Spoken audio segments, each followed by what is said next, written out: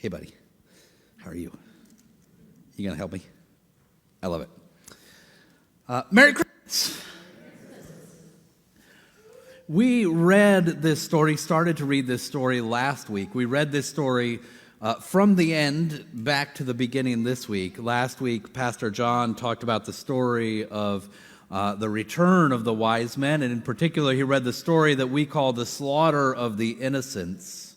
To remind you of the story, the second half, Herod does not find out where the child is. The Magi go back by a different way. Herod again becomes enraged and he orders the massacre of children 2 and younger who live in the area of Bethlehem. Bright, cheerful, uplifting Christmas story. But it begins with this bit, and I think the Magi have always been my favorites, right? We sing "We Three Kings of Orient Are." We didn't sing it this morning, but we often do. "We Three Kings of Orient Are," which might be one of my favorite Christmas carols. Even though they aren't kings, there weren't 3 of them, and they aren't from the Orient. Other than that, the song is great. What we hear is a very different story than what we're used to in our Christmas pageants, where the wise men show up and they're there at the manger as they are in our creche, our nativity over here. The wise men are there at the same time as the shepherds and the angels. Remember, the shepherds and the angels come from Luke's gospel, the Magi from the Gospel of Matthew. We're used to images like this, the 3 of them maybe traveling alone across the desert, just the 3 of them. They're often depicted as one who is clearly of African descent, one who is perhaps of Asian descent, and one who is of European descent. This is a medieval tradition that arose that the wise men represented the great continents of the world, because of course they did not know of Antarctica or Australia at that point. Right? But the wise men represented all the continents of the world, and so represented all the world hearing the gospel, which is not a bad message to get from the wise men, to be clear. But they were probably not from 3 different locations, but rather they were from the area called Persia. Everybody know, where's Persia now? Yeah, it's Iran. And Persians were people who had a religion that was based in the stars, a mix of astrology and astronomy. These were priests of a foreign religion. They probably traveled across the desert like everybody does, not just the 3 of them on camels, but as a whole caravan, with their households and their servants and their entourage and their supplies. This was a royal retinue, right? Imagine, if you will, if you've ever seen the presidential limousine go by. It's never just the presidential limousine, right? It's the cars in front of it and the cars behind it and the ambulances that always travel with it and the law enforcement who travel with it and the other important people who get to travel in other limousines with them. It would have looked more like that than like 3 guys off in the desert. And they brought with them this weird religion to the people who lived there that wouldn't have looked like anything they had known. In fact, we know this because this is actually in Italy, but it looks similar to the ones that you would find in the Church of the Nativity in Bethlehem, and those of you who are in Bible study with me have heard this story, but it's one of my favorite stories about church history. In the year 600, before the Arabs rose up in the area, the Persians were the great superpower. And so they conquered all of what we call the Holy Land, Israel and Palestine. And as they were doing so, they destroyed many of the churches, because that's what you do when you conquer a place. And they got to Bethlehem, and they saw on the walls these images of Persian priests. And they said, out of all of the places of worship that we have been to, this place gets it. And so out of all the churches in the Holy Land, they did not destroy the Church of the Nativity because of the wise men. It remains one of the oldest places of worship continuously for Christians in the world because of that. So these wise men show up, and they bring with them their worship of one that they believe to be a king. Notice some of the things that do and don't happen in this story of Magi with gifts. Notice that they don't convert to Judaism. They come as wise men from the east, as foreigners. Notice that they don't come to Herod and apply to become part of the nation of Israel. They come and they visit, and then they leave and go home. Resident aliens, if you will, visiting the king. Notice, too, that they don't come when the child is young, but they come later, at least somewhere between birth and 2 years old. Notice how weird these guys would have been wandering through the streets of Bethlehem. Foreign priests. Think about last week, Pastor John talked about imagining what the world was like when this story was told. You live in a small village in Jerusalem where everybody is Judean. Everybody. And everybody who is Judean is also Jewish. That's the way it works. Those words are actually the same word, Judean and Jewish. And in fact, you are taught that everybody who is not Jewish probably doesn't know who God is and will be destroyed or brought into God's kingdom as Jewish. You are taught that, in fact, if you see somebody who is not Jewish, you have a special word for them. You call them goyim. You call them outsiders. You call them Gentile, because they're not one of us. It's sort of the Jewish equivalent of the word barbarian from the Greek, right? Those who are from outside, outsiders. And the world is divided into between us and them. The people of Israel and the Gentiles. The nations of the world and the nation of God. You're in or you're out. And there is no in between. Thanks be to God that we do not live in a world that divides us between us and them. Thanks be to God that the Bible is irrelevant. It has nothing to do with a world in which we view outsiders with suspicion. Thanks be to God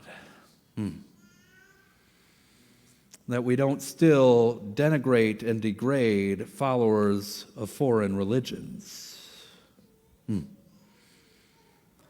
Think about the fact that in the message of the gospel of Jesus Christ, preached by a Jewish preacher named Matthew, the first people who recognize who Jesus is are not Jewish. They don't convert to become Jewish. They stay what they are. They're still, the word is Zoroastrianism. I can never get it out right. Zoroastrianism, there we go. They remain that. They go home, as far as we know in the gospel, and continue their lives the same. But they recognized who Jesus was. And they had a word that mattered for the church to hear about. What sort of people are these? The word that you'll hear pastor use often is Magi. That's the Greek word. It's closest to wise man. But if you read about, say, for example, we hear about Magi in other places. So Moses, we talked about last week, John talked about how this is a story that reminds us of the story of Moses. We hear about how Moses shows up and he does miraculous things, and the priests of Egypt try to emulate those things. Those priests of Egypt are called Magi in the Bible, right? So these are foreign priests, magicians. That's That's where we get that word too. Magic, magi. Magicians, astrologers, astronomers, foreigners. First to hear the good news. First to proclaim the good news. This is the message that still we struggle to get of the Christmas message. Paraphrasing the Gospel of John, you'll often hear it said, and I think it's true of this gospel lesson, you shall know the truth and the truth shall piss you off. And the truth is this. The truth is that God's love is bigger than we can imagine. The truth is that God loves the people that we love to hate. The truth is that God is speaking and proclaiming and doing in ways that we could never imagine. There were priests in Israel. Yes? At the temple, there were priests. In the Judean hillside, there were priests like Zechariah. There were plenty of Israelite priests who could have come and worshiped Jesus in the name of the people of Israel. And instead, God reached outside of Israel and brought in these foreigners.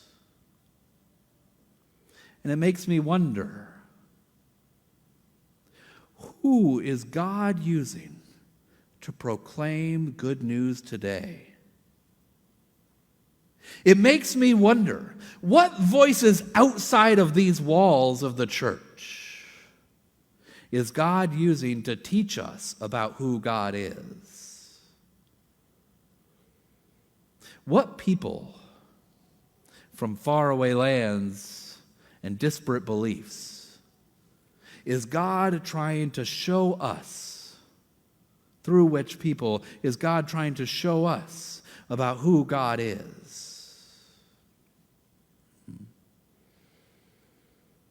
What if the lesson that we need to learn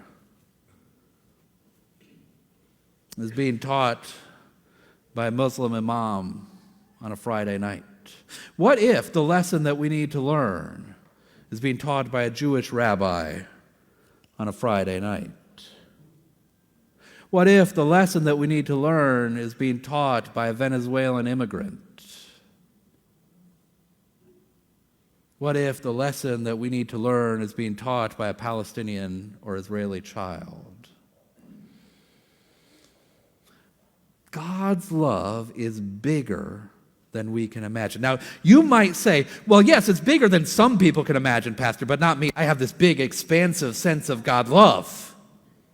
Thank God I'm not like those judgmental hypocrites. That's biblical too.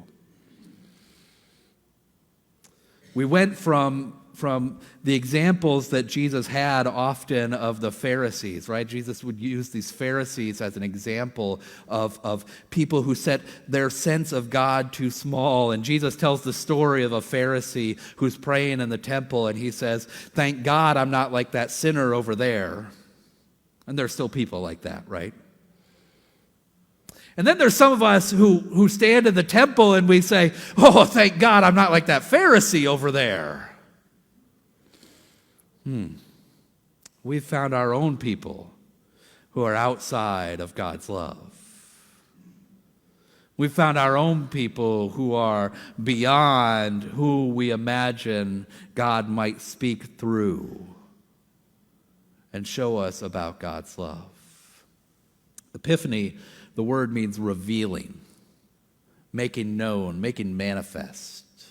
This is the season of God being made known. And in this story in Matthew 2, God is made known. God's light shines through the Magi. It starts with a star that they follow, a light that they follow that brings them to Jesus. And then, having seen the light, they become the way that God is made manifest.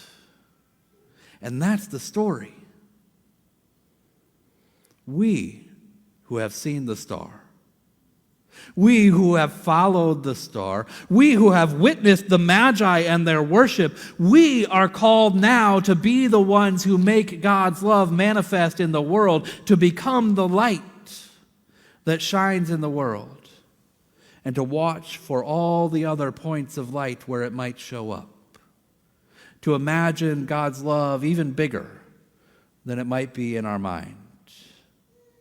To imagine God's grace and mercy even bigger than it might be in our mind, and to share that love and mercy with all whom we meet. That is how we become that light that shines in the world. That is how we become that star that points people toward the manger. That is how we become the light that is set on top of the hill, the city on the hilltop, the light to enlighten the world.